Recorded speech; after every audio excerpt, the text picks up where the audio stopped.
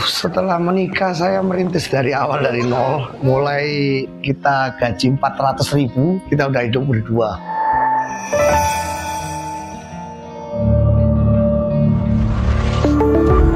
Assalamualaikum warahmatullahi wabarakatuh. Saya Eka Ferry sebagai CEO sekalian manajer Melayu Soccer School di Desa Melayu, Kecamatan Wajah. Ini istri saya sebagai manajer di lapangan yang selama ini dampingin Melayu Soccer kemanapun latihan, event dimanapun selalu hadir. Saya asli Malang, saya sebenarnya asli Malang. Kalau istri saya aslinya Samarinda, Kalimantan Timur. Kita tahun 2013 pindah ke Malang, udah menetap di Malang mulai tahun 2013.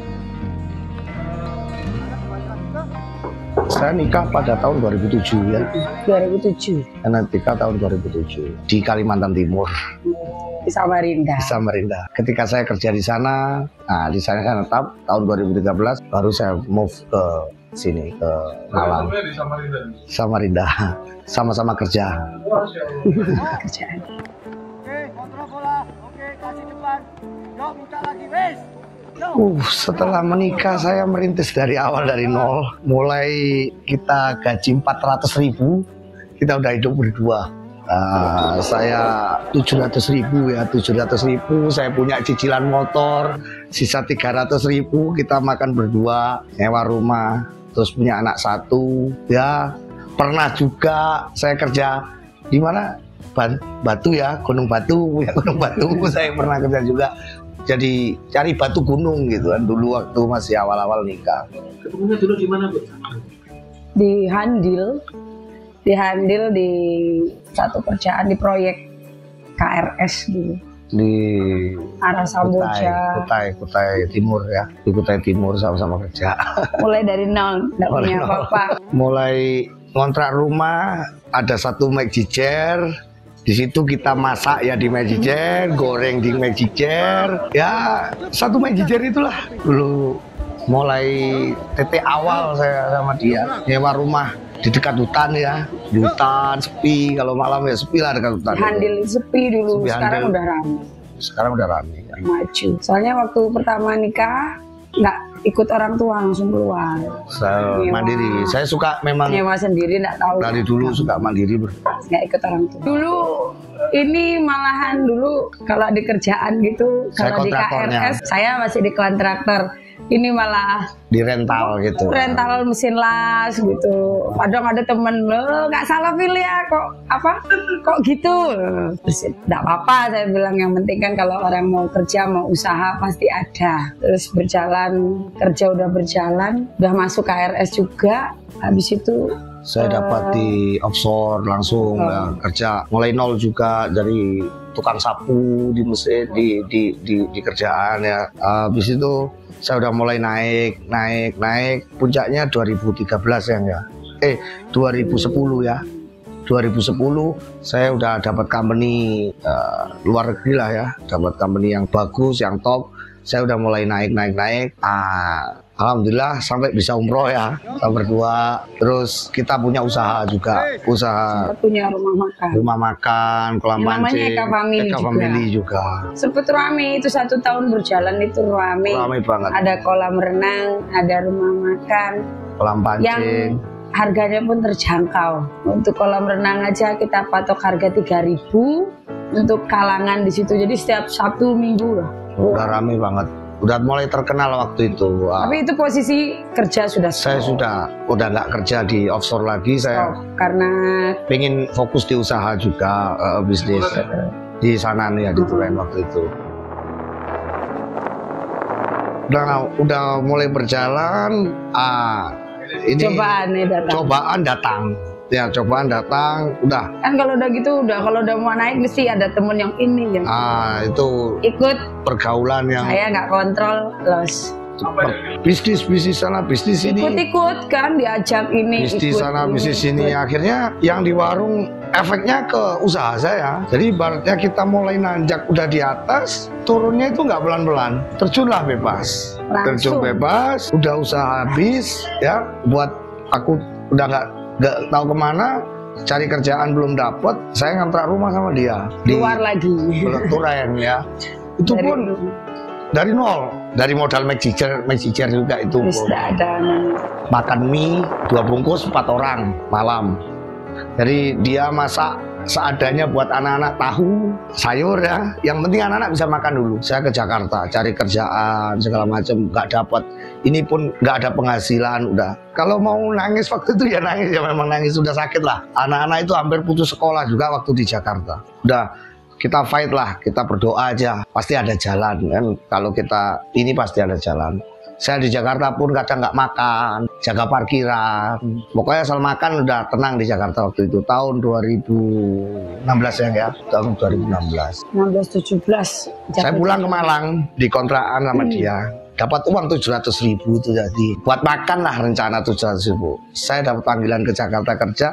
Terpaksa lah ini nggak saya tinggalin. Saya berangkat ke Jakarta. Di sana pun nggak langsung kerja. Aduh gimana ini saya bilang. Tapi saya yakin itu proses itu ada. Saya harus bangkit. Alhamdulillah dapat panggilan, saya ke Singapura segala macam waktu itu. Akhirnya saya kerja di Papua harian. Kalau nggak kerja ya nggak dibayar. Kalau di rumah lama ya apa ini apa gali lubang tutup lubang ya kan. Cari pinjaman. Cari pinjaman. Dan mulai pagetnya lagi itu 2019 awal. Ketika anak saya yang terakhir lahir, ini udah yakin pasti yang kuasa nggak bakalan ngasih jalan buntu lah kalau kita selalu berusaha. Ada tahun 2019 lah itu mulai kita merintis, alhamdulillah sampai sekarang udah alhamdulillah lah. Pas punya anak ketiga, saya ya, wah namanya nakal itu ya sembarang-sembarang, tapi saya mikir. Dia kuat orangnya. Sudah tidak punya keluarga di sini, kan keluarga saya semua di Kalimantan. Di sini tidak punya siapa-siapa. Keluarganya dia juga nggak ngereken. Jadi saya cuma pegang anak 2, udah bicara. Keluar dari rumah. Saya pegang, nggak saya lepas. Saya juga nggak ngomong ke orang tua, nggak ngomong juga ke keluarga. Mungkin kalau misalkan saya ngomong pun ke keluarga, mungkin saya langsung disuruh pulang aja ke Kalimantan, nggak usah di sini. Tapi saya yakin, masa saya nggak menghormati orang laki, orang suami yang kepingin juga masih berusaha. Udah saya, nggak apa-apa. Yang penting anak sama saya jaga. Dia selalu sambil sholat, berdoa, sambil ini Bismillah terus. Ya itu samping ada masalah itu belum selesai, utang numpuk di mana-mana.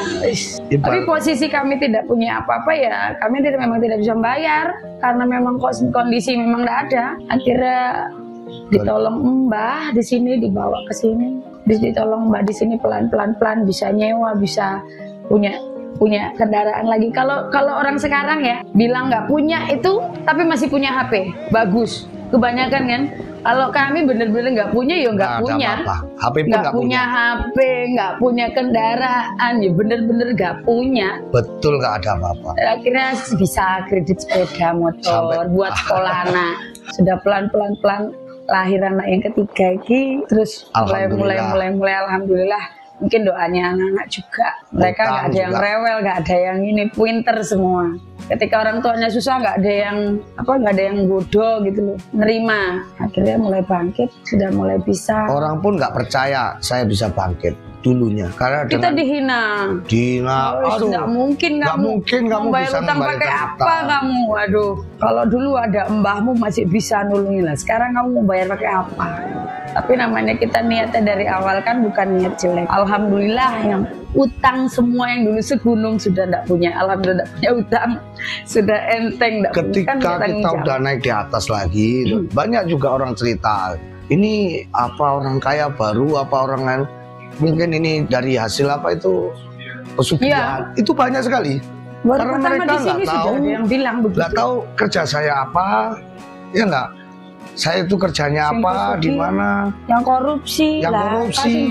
Apa yang saya korupsi? Saya kerja, saya banting tulang sendiri, keringat sendiri kan gitu.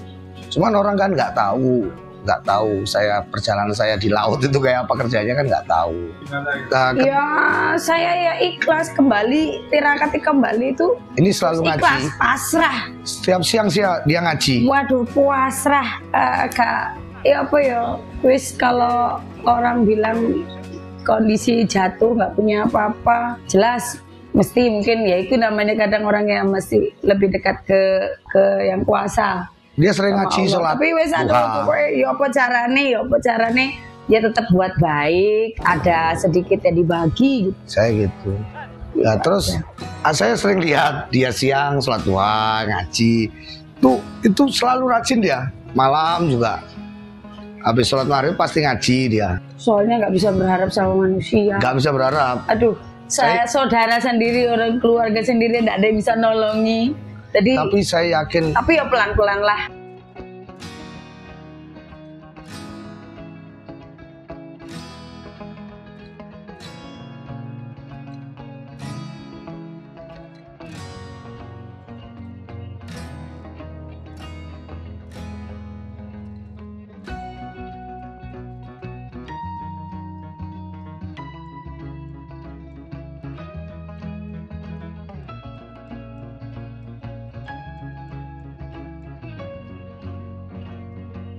kita yang penting inti saya dulu itu nggak pengen yang aneh-aneh.